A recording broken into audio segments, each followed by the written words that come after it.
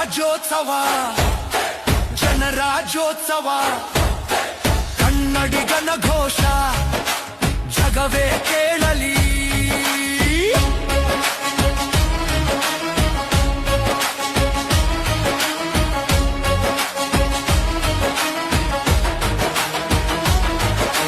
ಹೊಯ್ಸಳ ಕೀರ್ತಿ ಚಾಳುಕ್ಯ ಪರಂಪರೆ ವಿಜಯನಗರ ಮೆರಗು ನಮ್ಮ ನಾಡಿನ ಧಾರೆ. ಯುದ್ಧದ ರಣಭೂಮಿಯಲ್ಲಿ ಗರ್ಜಿಸಿದೋ ಯೋಧರು, ಕಲೆಯ ನವಯ ವೇದಿಕೆಯಲ್ಲಿ ಅರಳಿದ ನಮ್ಮ ನವೋದರು. ಕವಿಗಳ ನಾದ ಹಣೆ ಬಹವಾದ ಸೈನಿಕನ ಜ್ವಾಲೆ ನಮ್ಮುಸಿರಾದ ಜನರಾಜ್ಯೋತ್ಸವ ಜನರಾಜ್ಯೋತ್ಸವ ಜನರಾಜ್ಯೋತ್ಸವ ಜನರಾಜ್ಯೋತ್ಸವ ನಿಜರಾಜ್ಯೋತ್ಸವ ಜನರಾಜ್ಯೋತ್ಸವ ಗರ್ಜಿಸೋ ಸಮಯ ಬಂದಿದೆ. ಕನ್ನಡಿಗರ ಹೋರಾಟ ಡಿಸೆಂಬರ್ 28 ಬೆಂಗಳೂರಿನ ಅರಮನೆಯ ಆವರಣದಲ್ಲಿ ಜನರಾಜ್ಯೋತ್ಸವ ಕಾರ್ಯಕ್ರಮ ಆಗ್ತಾ ಇದೆ. ಕನ್ನಡ ಹೋರಾಟಗಾರರ ಮೊದಲಿನಿಂದಲೂ ಹೋರಾಟ ಮಾಡ್ಕೊಂಡು ಬರ್ತಿದ್ರು.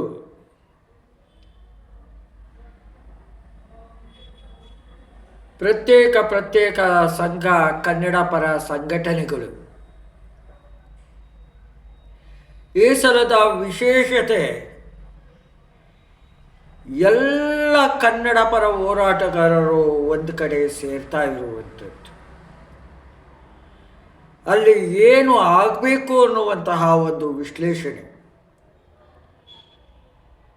ಏನು ಕಾರ್ಯಗತವಾಗಬೇಕು ಅನ್ನುವಂತಹ ಚಿಂತನ ಮಂಥನ, ಕಾರ್ಯಗತವಾದಂತಹ ವಿಶ್ಲೇಷಣೆ SP ಗುಣಚಂದ್ರಕುಮಾರ್, ಜಿಲ್ಲಾಧ್ಯಕ್ಷರು ಇಮ್ಮಡಿ ಪುಲಕೇಶಿ ಕನ್ನಡಿಗರ ವೇದಿಕೆ, doctor MR Vinay, Infosys technology USA, north Carolina, America, ಗೌರವಾಧ್ಯಕ್ಷರು ಇಮ್ಮಡಿ ಪುಲಕೇಶಿ ಕನ್ನಡಿಗರ ವೇದಿಕೆ.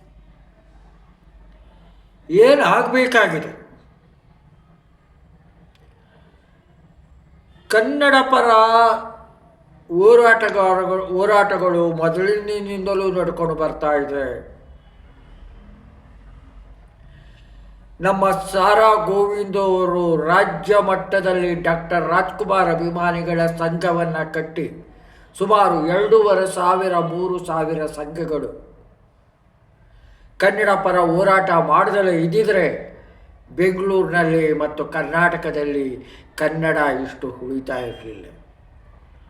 ಅದೇ ರೀತಿ ವಾಟಾಳ್ ನಾಗರಾಜ್ ಅವರು ಕನ್ನಡಕ್ಕೋಸ್ಕರ ಹೋರಾಟ ಮಾಡ್ಕೊಂಡು ಬರ್ತಲೇ ಇದ್ದಾರೆ. ನಾರಾಯಣಗೌಡರು ಹೋರಾಟ ಮಾಡ್ಕೊಂಡು ಬರ್ತಾ ಇದ್ದಾರೆ.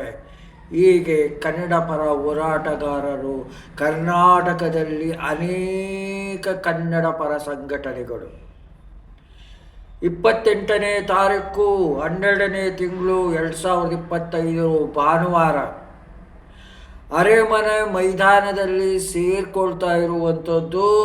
ಆ ಸೇರ್ಕೊಳ್ತಾ ಇರುವಂಥದ್ದು ರೂಪರೇಖೆಗಳನ್ನು ರೂಪಿಸಬೇಕಾಗುತ್ತೆ. 365 ದಿವಸಗಳು ಕೂಡ ಕನ್ನಡದ ಕೆಲಸ ಯಾವ ರೀತಿ ಆಗಬೇಕು, ಹೇಳೋದ್ರಿಂದ ಕೇಳೋದ್ರಿಂದ ಕೆಲಸ ಆಗೋದಿಲ್ಲ. ಸರ್ಕಾರದ ಕಣ್ಣನ್ನು ತೆರೆಸಬೇಕು. ಕಾನೂನಾತ್ಮಕವಾಗಿ ಕರ್ನಾಟಕದಲ್ಲಿ ಕನ್ನಡ ಸಂಪೂರ್ಣ 100ಕ್ಕೆ 100 ನಿಲ್ಲೋದಕ್ಕೆ, ಕನ್ನಡಮಯವಾಗೋದಕ್ಕೆ ಏನು ಕಾರ್ಯಕ್ರಮ ರೂಪಿಸಬೇಕು. ಒಂದು ಸಲ ಜನಾಂದೋಲನ ಆಗೋದ್ರಿಂದ ಏನು ಕಾರ್ಯವಾಗೋದಿಲ್ಲ. ಕಾರ್ಯಕ್ರಮವನ್ನು ರೂಪಿಸಬೇಕು. ಏನೇನು ಕೆಲಸಗಳು ಆಗಬೇಕು, ಗಡಿನಾಡಿನ ಸಮಸ್ಯೆ, ಕನ್ನಡಿಗರಿಗೆ ಉದ್ಯೋಗ, ಕನ್ನಡ ಶಾಲೆಗಳ ಪರಿಸ್ಥಿತಿ,